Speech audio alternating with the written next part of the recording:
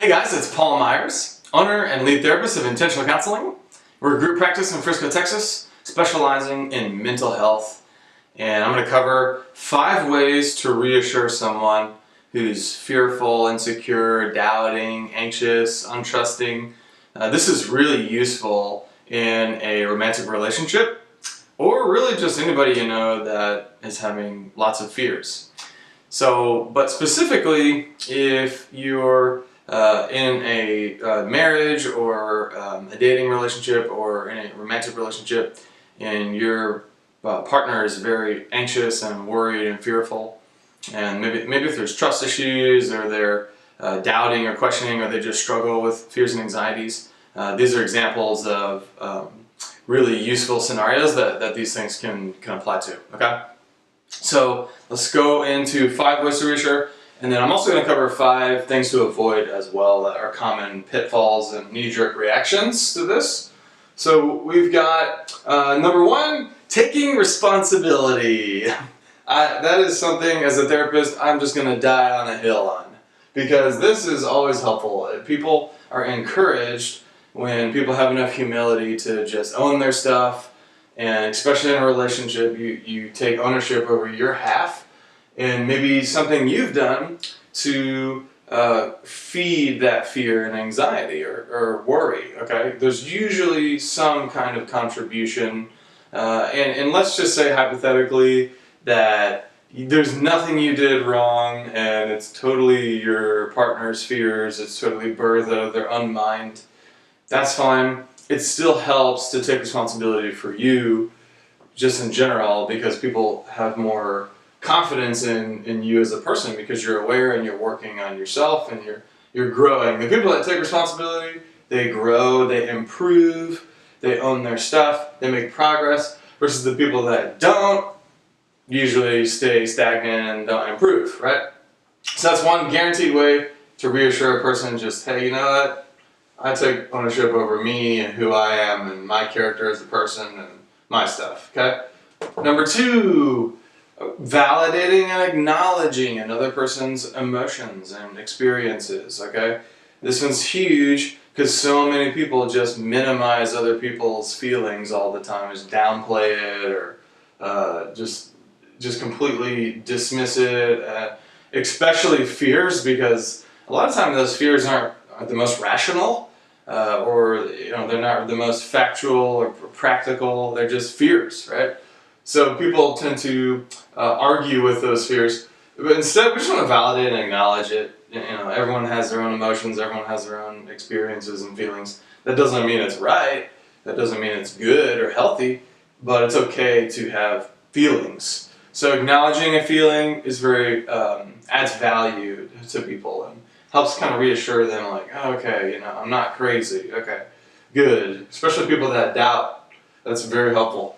Number 3, state your intentions and motives. If you're in a dating relationship or a romantic relationship, your spouse does not know, and your partner has no idea what your motives and intentions are. They're not mind readers. Nobody can read minds. No one's that good. And the only way they're going to know is if you tell them what your intentions and motives are, right? Now, preferably, you have pure, healthy, honoring intentions that are about that person, about that person's best interest, okay? Not self-seeking intentions. I find most people have good intentions in a relationship, and they can share those intentions with their partner, and it helps. It shatters assumptions, misconceptions, conclusions that usually fearful people make that are not accurate, okay? They're just fears. So motives and intentions, wonderful thing to share, okay? Number 4, actual direct reassurance, direct comfort. You can use that through words, you can use it through touch. Direct reassurance would be like, hey, everything's going to be okay, or we're going to get through this together, or let's pray about it, or let's tackle this together, you're not alone, okay? That's very helpful to hear, just very comforting to hear, those words, or the use of touch, physical touch, trying to comfort someone with touch, being affectionate in a very loving, innocent way, helps calm people down and reassure people, okay? The last one, but not the least, spiritual growth. So if you're not spiritual, maybe if you had some bad experiences spiritually, apologize for those people. Healthy spirituality is about love. And it's about a relationship with God. And that's really the most accurate theology you can have. So don't be shut off to spirituality. Don't be too prideful to think that you know all the answers to life. No one really knows the answers to life. But I will say, having healthy spirituality, healthy relationship with God is probably the number one most beneficial thing I've seen for people, hands down. So spiritual growth is huge. Especially if you're both spiritual and you're in that relationship together, you share the same beliefs about God, and you're growing spiritually, and you're really strengthening your spirit and your relationship with God. That is just gold. That is worth infinite value. And it's very reassuring because usually if you do this, a lot of the other things just kind of fall into place. Your mindset, your attitude, your perspective, your morals, your values, your character, all that stuff naturally improves when you have healthy spirituality. Not legalism, not religion where you're too focused on behavior and being good enough. That's not it. Healthy spirituality is just a relationship with God that really affects you in a powerful way, where you grow as a person and you just have this really deep sense of value and love. Okay, so that's huge, very reassuring for people. I've seen that change people's lives. So just something worth considering, especially if you're closed-minded to it or you've had some bad experiences. Try not to ruin that for yourself because of someone else's problem. Okay, so all right. So those are the positives. So let's talk about some common negatives. I've seen this a lot. You are dating someone, you're married to someone, or you have a friend or a family member. They're coming to you with their fears and insecurities. So a lot of people will actually react to that very negatively. They don't know how to respond to it. So I'll give you the 5 common ways people tend to react to it, knee-jerk responses. Defensiveness is a big one. Sometimes people make it about them, right? Like they're bringing up their fear, and you make it about you. And so you get defensive, and you are guarding yourself and trying to give excuses and reasons and explanations of yourself when they're just sharing their fear. It's not an attack. It's not criticism at all. It's not about you. It's about their fear. It's just an emotion. But we're, taking it some kind of personal way, okay?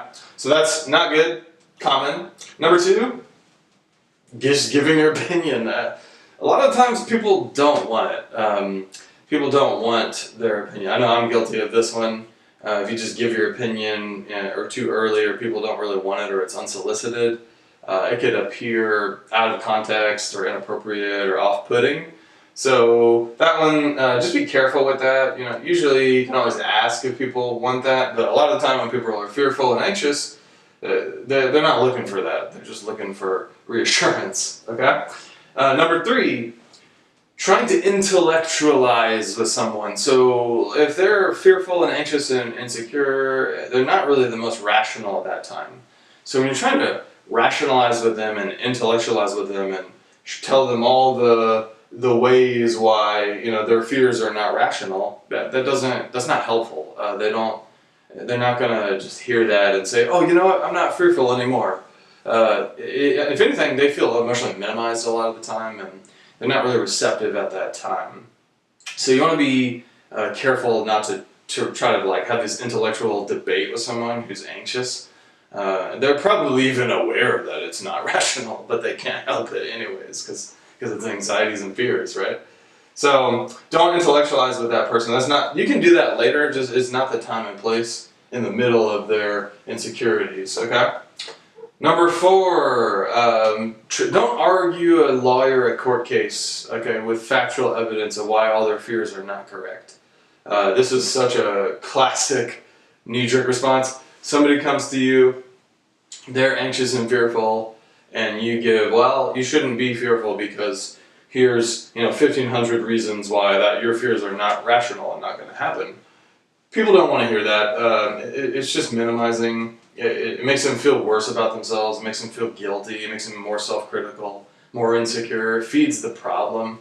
There is a lot of value in rationalizing and thinking rationally. You know, I do a lot of cognitive behavioral therapy, which is about rationalizing and thinking in a positive way. So there's value in that, okay? But there's also a time and a place. You have to know your audience and you have to know your setting and the context. You can rationalize with people not in the middle of their episodes when they're flared up and they're emotional. It's not the time to rationalize with people. You can rationalize with people when they're normal and they're kind of in this positive, normal state of mind. But when they're having an episode, that's not the time and place for that. It's just not going to work either. So that's something to consider, okay? The last thing to avoid is the internalization of someone else's fears. Don't make it about you. It's just a fear that they're having. It's not about you. It's not an attack on you. It's not a reflection of you.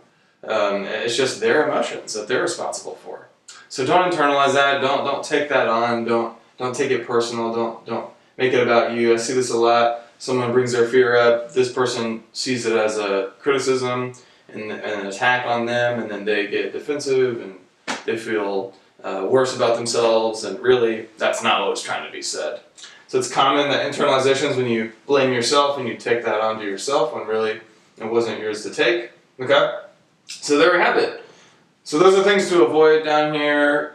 These are really common if you've done I've even done some of these before. Don't feel bad. You know, it's a very natural reaction sometimes when you don't know how to handle someone else's fears. So just be mindful of this. Try to avoid this. Actually, it makes it worse. And instead, you know, take the second to respond appropriately and really comfort someone you care about, reassure their fear, and dismiss that fear entirely for them so that they feel more secure and more comfortable. Okay? Hopefully that's helpful. If you found it helpful, leave a comment below. We'd love to hear back from you. If you have suggestions that would be helpful for us, that we can answer your questions, please do so. Also subscribe, that helps us grow. And the more people we help, the better. And the last thing, if you haven't done therapy, please consider it. It's just for people who want to be better. Therapists are judgment-free. We don't bite. We just want to help people. That's why we got into this in the first place. So go to intentional-counseling.com. Either myself or a trained therapist at our practice would be happy to help you if you live in the Dallas-Fort Worth Metroplex. We'll see you in person in the office. Otherwise, we can see you via telehealth. All right, guys. Take care.